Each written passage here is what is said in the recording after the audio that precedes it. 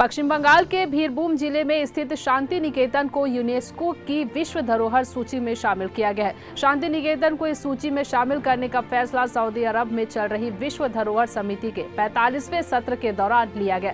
ये सत्र 10 से 25 सितंबर तक चलेगा। यूनेस्को ने सोशल मीडिया पर प्लेटफॉर्म पर एक पोस्ट के जरिए कहा कि यूनेस्को की विश्व धरोहर सूची में शांति निकेतन शामिल, भारत को बधाई। आपको बता दें कि पश्चिम बंगाल के बीरभूम जिले में स्थित इस सांस्कृतिक स्थल को यूनेस्को की धरोहर सूची में शामिल कराने के लिए भारत लंबे समय से प्रयास कर रहा था। शांति निकेतन में ही रविंद्रनाथ टैगोर के ने एक सदी पहले विश्व भारती की स्थापना की थी। इस उपलब्धि पर पीएम नरेंद्र मोदी ने इस घोषणा पर खुशी जताते हुए एक्स पर लिखा, गुरुदेव रविंद्रनाथ टैगोर के दृष्टिकोण और भारत की समृद्ध सांस्कृतिक विरासत के प्रतीक शांति निकेतन को यूनेस्को की विश्व धरोहर सूची में शामिल पर खुशी हुई। ये सभी भारतीयों के लिए गर्व का क्षण है।